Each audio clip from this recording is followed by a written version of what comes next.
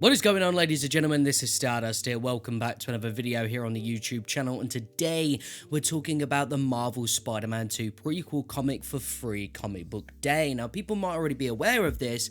However, if you go onto www.marvel.com and go and find this article, there actually is a ton of news story details that I wanted to go through with you guys. But if you're new here, be sure to subscribe, like the video, and comment down below. But let's waste no time and get straight into this. So, when the story opens, MJ and Peter are back from Symkaria, and MJ has just finished her first book, A Journey into War-Torn Symkaria. But unfortunately, sales aren't going well, and she's been forced to go on J. Jonah Jameson's Just the Facts podcast to try and drum up support for her book. As their ideologies clash and the interview starts going south, the Spider-Man literally crashed the interview while fighting the tarantula, a familiar face from Spider-Geddon issue 0.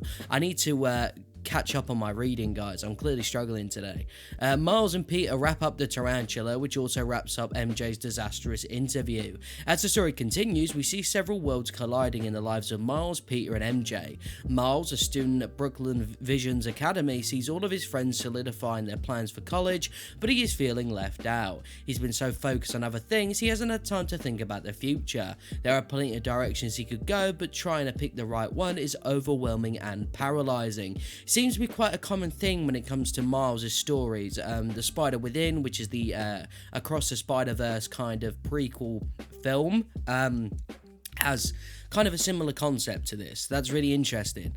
Meanwhile, Peter is back in Queens, living in the house he grew up in, but he's drowning in bills. May had mortgaged the house to keep Feast running during the events of Marvel Spider-Man, and now Peter is left with the responsibility of finding a new job in order to make the payments. I think this does confirm that Queens is going to be a part of Marvel Spider-Man 2, obviously being able to travel there and stuff, because it would be really weird if you have like this area where Peter lives, but we couldn't actually go there, right?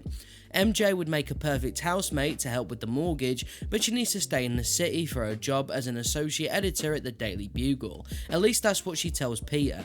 There is an unspoken tension between them, as both struggle to take the next step in their relationship. I'm not sure if I can be bothered with more Peter and MJ relationship drama in this one.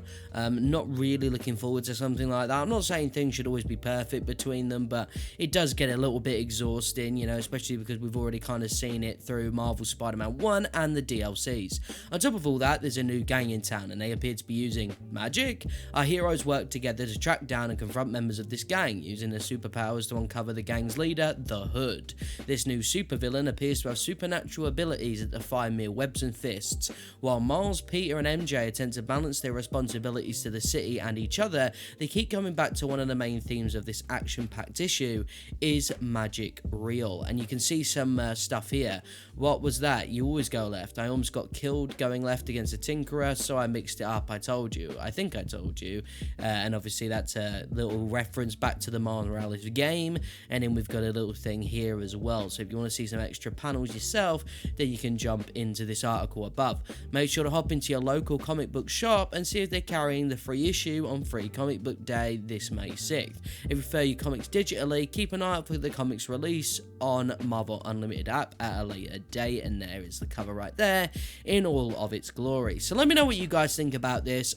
It sounds really interesting, really looking forward to it myself, but again, you know, this doesn't really scratch the itch that I think people are wanting when it comes to news about Marvel Spider-Man 2. Thank you all for watching. I'll see you in a bit. Peace.